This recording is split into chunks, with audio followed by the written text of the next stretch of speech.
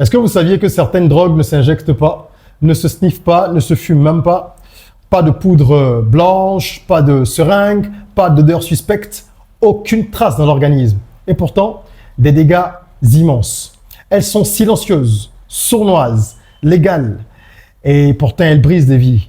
Elles s'immiscent dans le quotidien avec une promesse de jackpot. Comme toutes les drogues, une fois qu'on a essayé, il est déjà trop tard pour en sortir. Aujourd'hui, nous allons parler d'une drogue moderne, un fléau déguisé qui ravage l'Afrique.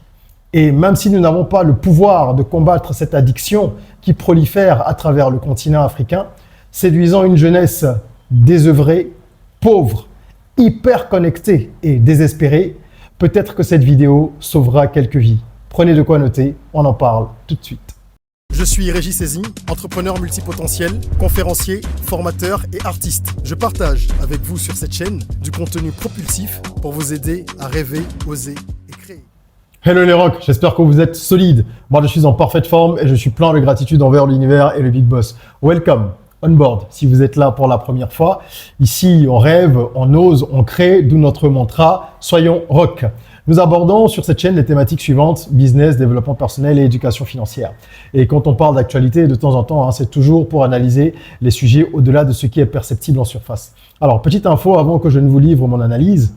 Au lieu de sacrifier votre avenir en dépensant votre argent dans la drogue dont nous allons parler aujourd'hui, investissez-le dans un business. Si vous recherchez une opportunité rentable, cliquez sur le lien dans la description pour télécharger mon e-book 100 business rentables pour l'Afrique. Vous y découvrirez des opportunités de business adaptées au continent africain, décrites clairement et accompagnées chacune d'une vidéo complémentaire. La méthode Pentapé qui y est expliquée vous permettra également d'évaluer la pertinence du business envisagé à la lumière de plusieurs critères. Et pour couronner le tout, je vous offre un template de business plan en bonus. Il vous suffit donc de cliquer sur le lien et en quelques clics, vous recevrez les documents par email. Alors, commençons par une définition simple. Une drogue, c'est une substance ou un comportement qui crée une dépendance. Elle modifie la chimie du cerveau, provoque des sensations de plaisir artificielles et entraîne à terme un besoin irrépressible de répétition. La drogue vous fait croire que vous êtes aux commandes, jusqu'au jour où vous réalisez que vous avez tout perdu. Votre argent, votre énergie, votre dignité et votre temps. Ici, il ne s'agit pas de cocaïne ou d'alcool, mais de clics, de jeux, de paris sportifs. Pourquoi les paris sportifs, les paris en ligne, là, sont-ils une drogue, me demanderez-vous? Eh bien, parce qu'ils créent une addiction. Comme toutes les drogues, ils stimulent le circuit de la récompense. Chaque gain crée une décharge de dopamine, chaque perte provoque un manque qu'on cherche à combler immédiatement. Mais cette drogue est plus dangereuse que celle dite illégale, car elle est facilement accessible. Aujourd'hui, un simple téléphone suffit. Pas besoin de dealer, pas besoin de rendez-vous en catimini. Les paris sont dans votre poche. Et pire, ils s'ancrent dans l'habitude. Un match par jour, une cote tentante, une notification, et vous êtes ferré, accro. Vous devenez la proie d'un système qui peut vous broyer jusqu'aux os. Autre point de similitude, les paris donnent l'illusion du contrôle. Vous pensez pouvoir gagner grâce à votre intelligence, aux analyses des plus avisés, à la providence, etc. Or, tout est conçu pour que vous perdiez à long terme. Soyez-en certains, le vrai gagnant, ce sera toujours le bookmaker, toujours. Est-ce que cette drogue n'est disponible qu'en Afrique? Bien sûr que non. Mais si j'en parle, c'est parce qu'elle est plus dangereuse chez nous, pour plusieurs raisons. Tout d'abord, parce qu'elle cible une jeunesse frustrée. Beaucoup de jeunes Africains sont au chômage ou sont très mal payés. Les paris leur offrent donc une illusion de pouvoir. En un clic, je peux devenir riche, se disent-ils. Ensuite, on parie surtout pour s'en sortir et non parce qu'on a fait des calculs rationnels. Troisième raison, et pas des moindres, parce que le marketing est agressif. Ces sociétés inondent les réseaux, sponsorisent les stars, infiltrent les pages Facebook, les influenceurs, les stades. Elles sont littéralement partout. Cette situation entraîne des conséquences assez désastreuses sur le plan humain et sur le plan économique, à commencer par la paupérisation. Ceux qui ont peu perdent tout. On commence avec 500 francs, on finit par jouer la moitié de son salaire ou les 3/4 même. Il y a également une véritable destruction psychologique qui découle de cette habitude. Car à jouer compulsivement, on favorise les insomnies, l'anxiété, le sentiment d'échec et parfois même l'isolement. Est-ce que vous savez qu'il y a des étudiants qui dépensent leur argent de poche ou leur bourse dans les paris? Que des employés piochent dans la caisse de leurs entreprises, espérant gagner et remettre l'argent en place pour garder la plus-value ensuite?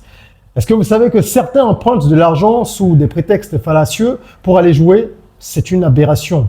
Et pour aller plus loin, lorsque le piège se referme, la criminalité s'invite. Pour rembourser, certains vont jusqu'au vol, aux agressions, etc. Les paris en ligne entretiennent le mythe du « je connais quelqu'un qui a gagné ». Tout le monde connaît quelqu'un qui a gagné, gros, tout le monde. Mais personne ne vous parlera de tous ceux qui ont perdu, souffert ou qui sombrent. Personne ne vous racontera ces histoires-là. Les plateformes vous montrent les gagnants, jamais les perdants. Et c'est exactement comme au casino. C'est comme si on est sans lumière et qu'on entend uniquement les cris de joie. Mais posons-nous les bonnes questions aussi. Qui sont les coupables, les responsables? Évidemment, les sociétés de paris, ces multinationales surpuissantes, déguisées en prestataires de loisirs. Leurs algorithmes sont plus qu'addictifs et vous êtes vulnérables puisqu'elles connaissent et étudient chaque individu. Elles vous prennent ensuite en grippe. Ensuite, il y a ces chers influenceurs, de véritables complices modernes du poison qui vous vendent du rêve sur les réseaux, qui vous proposent des codes promo, par exemple, en touchant des commissions juteuses au passage sur votre ruine. Au lieu d'inspirer la jeunesse, ces influenceurs conduisent à l'abattoir. J'ai personnellement déjà été approché par une entreprise de paris en ligne qui proposait une grosse somme pour sponsoriser un de mes projets en direction des jeunes. Évidemment, j'ai décliné l'offre poliment. Je préfère dire non à quelques liasses et dormir le cœur léger. Mais bon, chacun ses convictions. En troisième position, nous avons les États qui sont responsables aussi, puisque ce sont eux qui légalisent, taxent et tolèrent, mais ne protègent pas les citoyens alors que c'est leur rôle. Et pour finir, ceux qui sont le plus à blâmer, les joueurs eux-mêmes.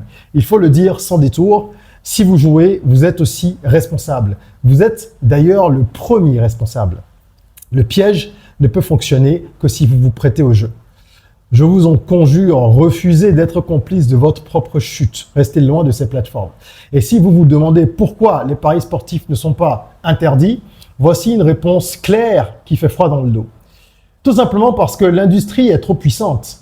Elle rapporte trop d'argent. Elle paye des taxes colossales aux États. Parce qu'elle finance les clubs de foot, les émissions de télé, les plateformes numériques, etc. Et parce que la dépendance, ça fidélise.